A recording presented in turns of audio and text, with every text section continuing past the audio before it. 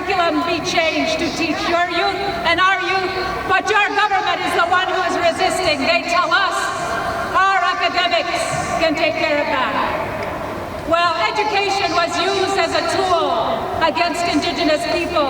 Now we want to use that tool, turn the tables, and use education so you can be assimilated on our terms. That's right.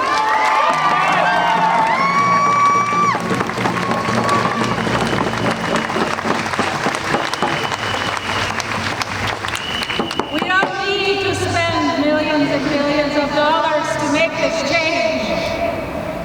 We need you to push your educators, to push your government, to push your elected leaders to make the changes that the Truth and Reconciliation Commission talked about, that the elders who survived and so generously but painfully told their stories at the Truth and Reconciliation Commission.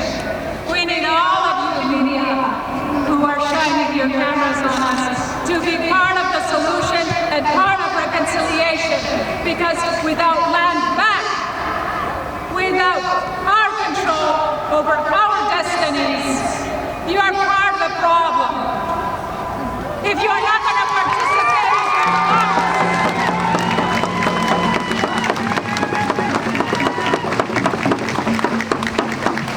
if you think democracy is one vote, and that's your contribution to your democracy, then you have a pitiful democracy. You have a democracy that allows despots and authoritarians to continue to oppress the most marginalized group of people in this country, the first peoples of this land, who are always fighting for survival, who see our land base shrinking for urban sprawl, because those of you who are in the city want to escape and come to our park and take more of our reserve land. That is also the problem. For those children who never came home, they would experience the same thing that we're experiencing. Some of them might have been and experienced the same thing that Joyce Chacuan experienced. I want to talk about her, right, just for a little while. And rape pellets. Because, excuse me. Sorry.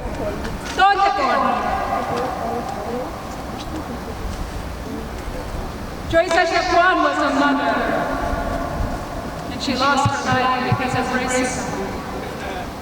She lost her precious life because somebody thought she didn't matter. All of you are wearing every child matters. Every mother matters. Every sister, every auntie, every uncle, every brother, every cousin. Everyone matters. Today we're saying every child matters. Raise those children to be what you think they can be, and nurture them. Give them some hope that this democracy is not the pitiful thing that it is today. Give them some hope that we will not see more deaths like Joyce Chacuan, whose children no longer have a mother to hug and to hold them. And just like those in Indian residential school, they never had someone to hug and hold them when they scraped their knee. They never had someone to talk to when their hands were held over a hot flame because they spoke their language, or they dared to hug a brother or sister. They had needles put in their tongue when they spoke their language.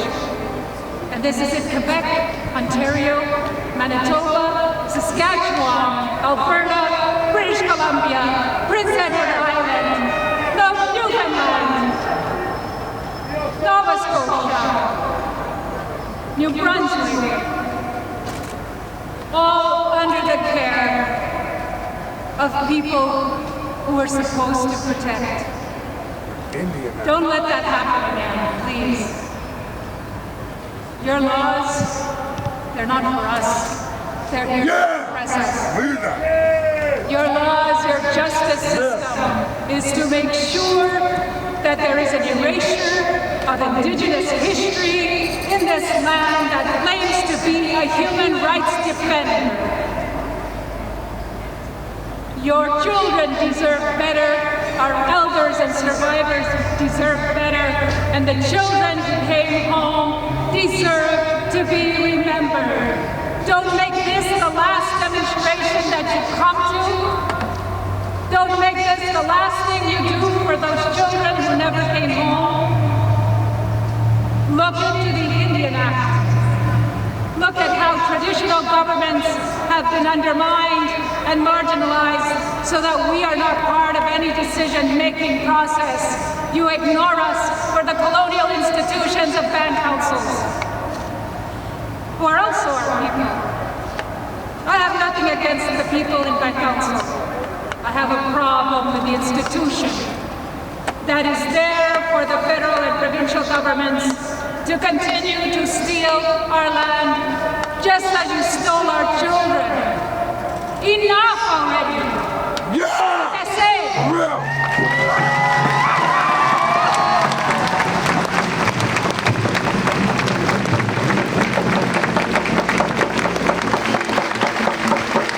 There are three simple things in Guyana and the Great Chinese of the Iroquois Confederacy, which is a government that survived colonization, existed long before Europeans came in.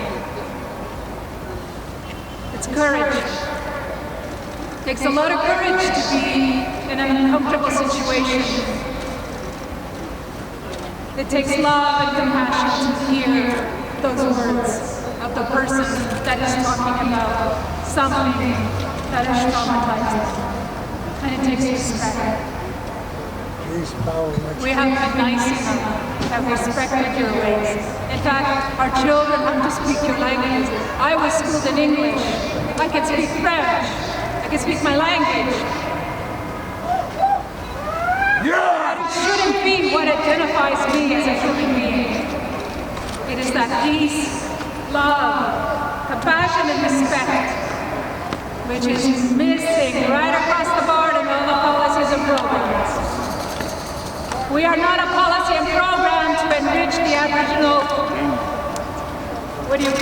economic institutions. The Pope, the Catholic Church said they will give some money for survivors and their children. Give us our land back. That's what we want.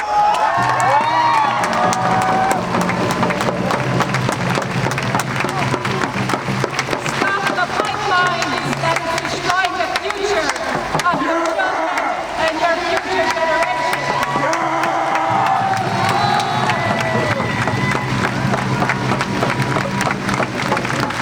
Above all, respect the women, Indigenous women.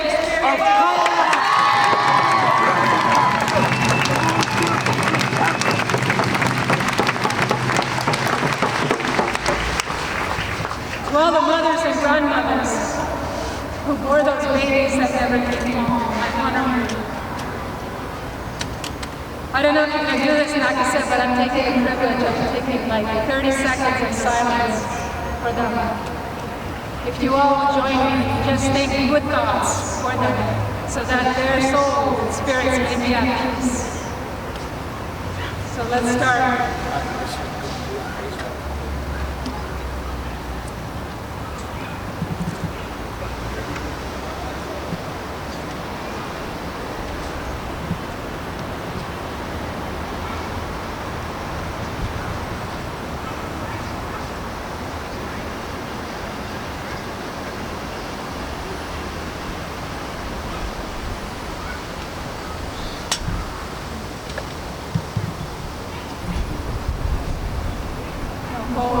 Merci. Thank you. Yes!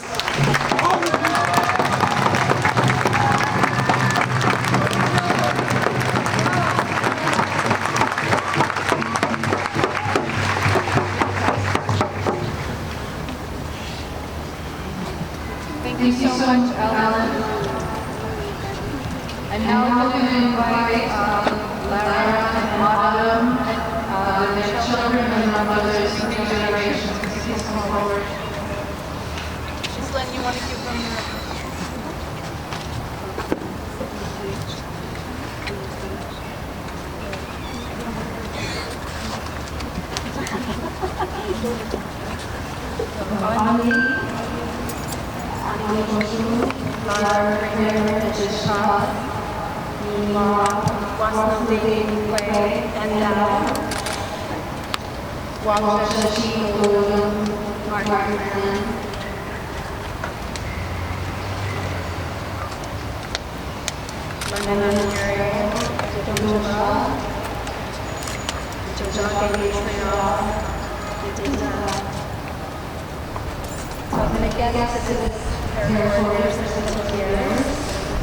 I'm proud to stand here with my mother, my daughter, stepfather, all of her relations, my grandmother, my co-co, Emily Baptiste, the Black Soul First Nations Free Territory.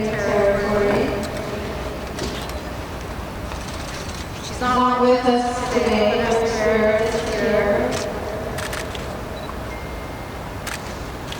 She was a survivor of Holocaust Indian Residence School.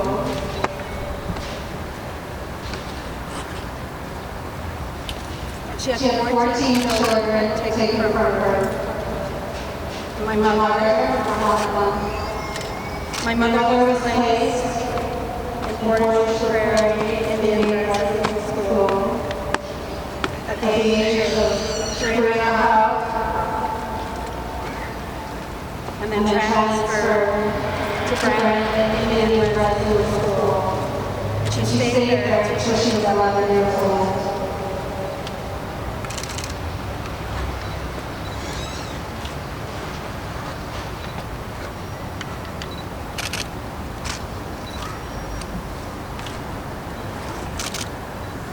After hard experiments, she was placed in a white foster family, completely displaced from family, territory, and culture. My mom spoke of her experience to me when I was 4 years old, but really quickly understood that Canada is a country of denial. I'm proud that my daughter can grow up, proud of who she is, and have teachings passed down to her, and that the silence has been broken. But we do have so much work to do.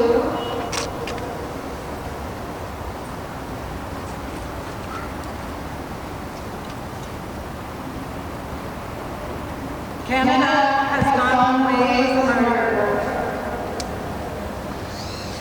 And it is not enough to speak words, we need action. And we're tired of carrying the load of educating those who sit in ignorance.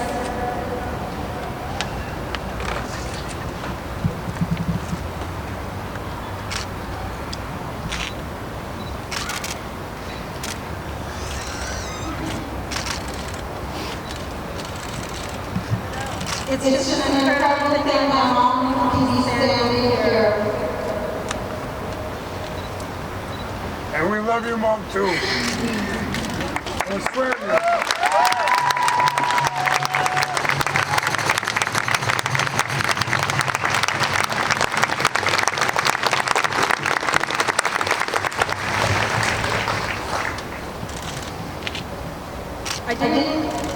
I asked my mom permission if I could speak a little bit for her, and I think they'll share some words at the end.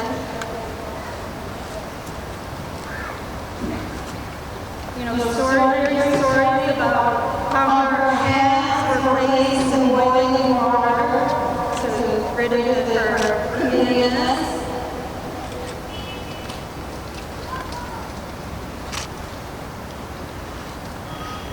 I want to see more hair organ to the survivors lost who are here, who are able to stand.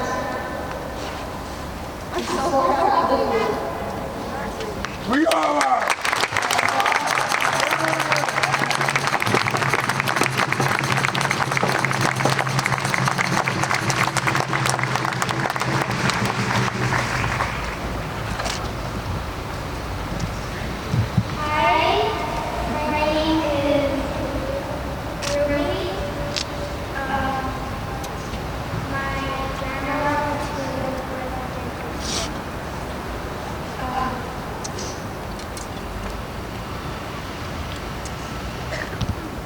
A lot of children pass away, never went back.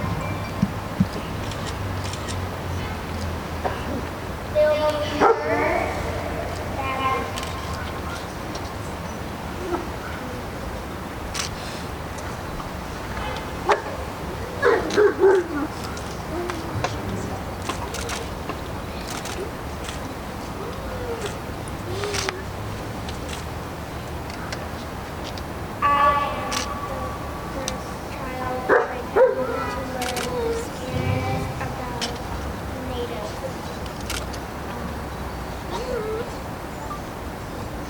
A lot of children will be taken away to the elementary school. They wouldn't have choices. If the parents said no, they will go in jail, and that would be another way to go to the residential school.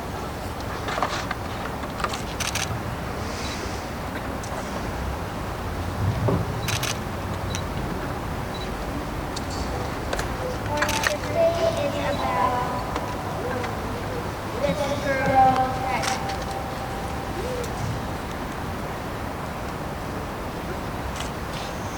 Can't ever tell the world. my grandma went to the residential school on strict days about the kids that never went home.